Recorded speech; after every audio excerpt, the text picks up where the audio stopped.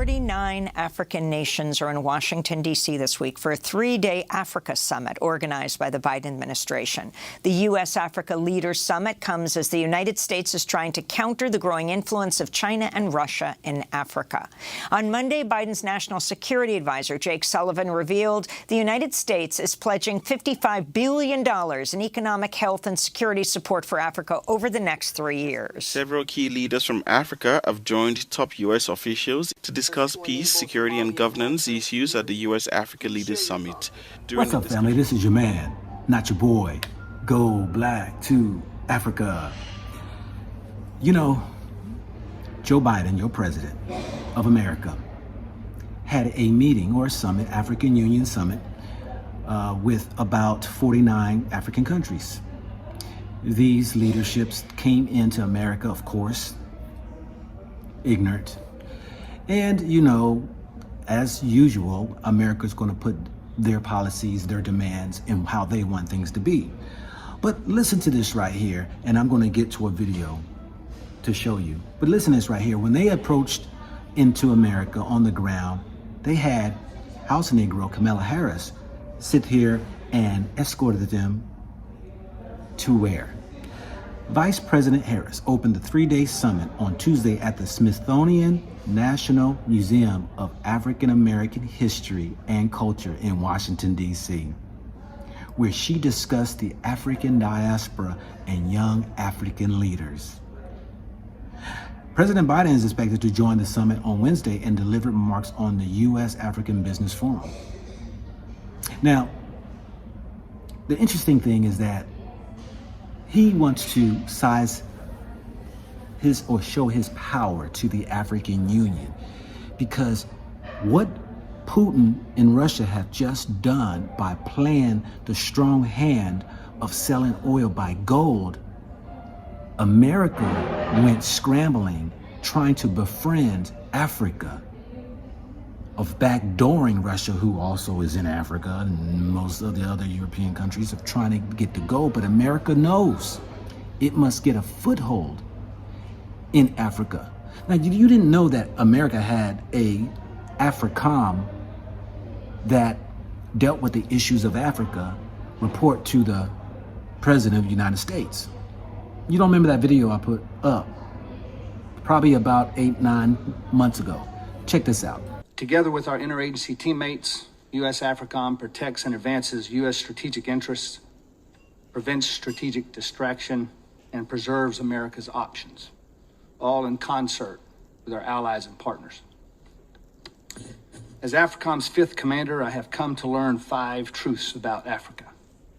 First, America cannot ignore Africa. Africa's challenges, opportunities, and security interests are inseparable from our own.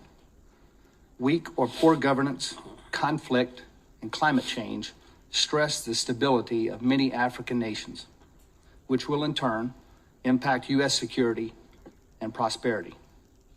Second, our competitors clearly see Africa's rich potential.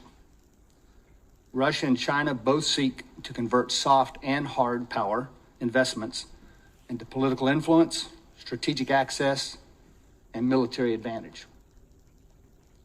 China's economic and diplomatic engagements allow it to buttress autocracies and change international norms in a patient effort to claim their second continent.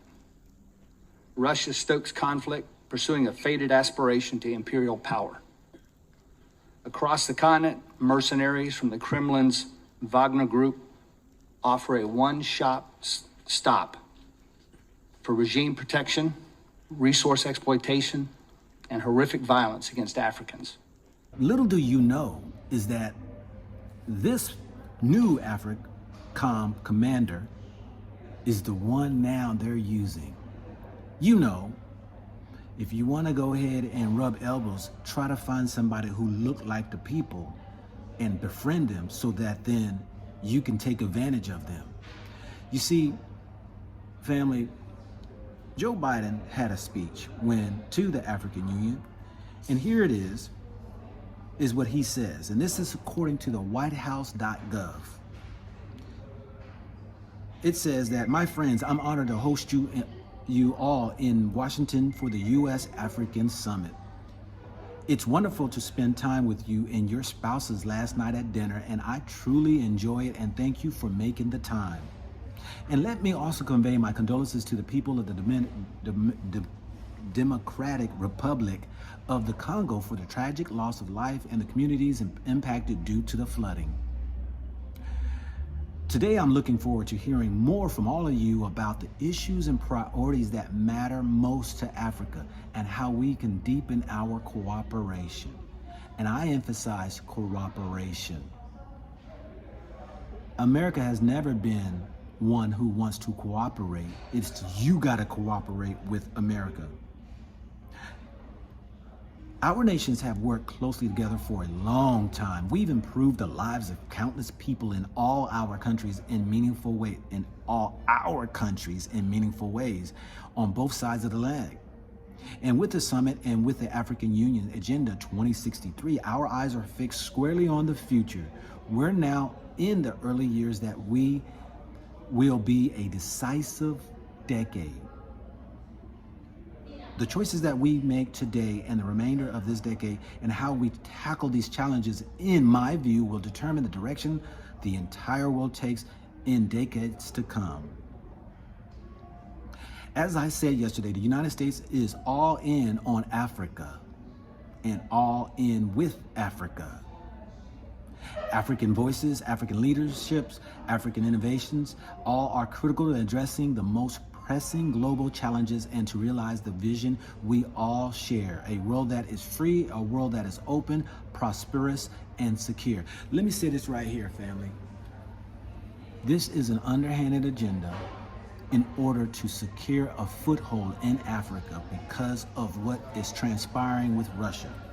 Russia does deals with Africa, China does deals with Africa, and America really has lost its leverage in Africa because other countries are doing business and giving more respect to Africa than America has always done.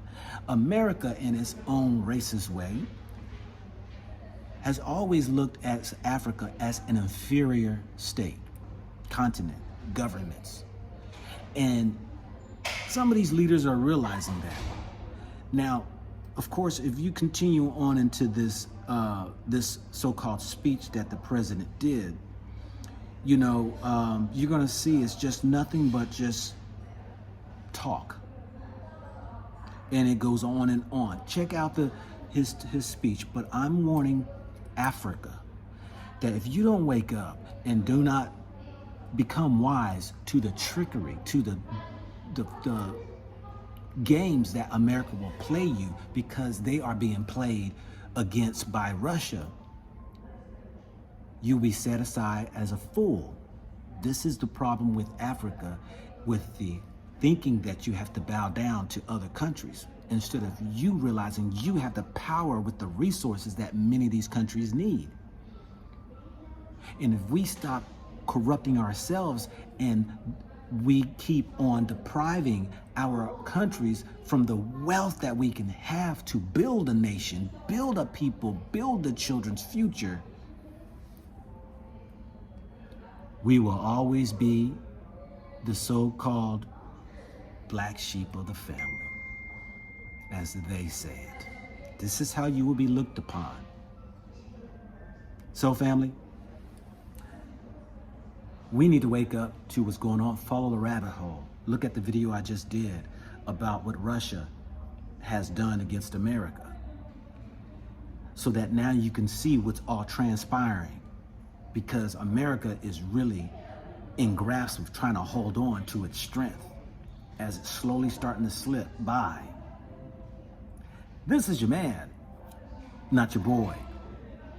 Go black to Africa. Think about it, think about it, think about it, think about it, think about it, think about it.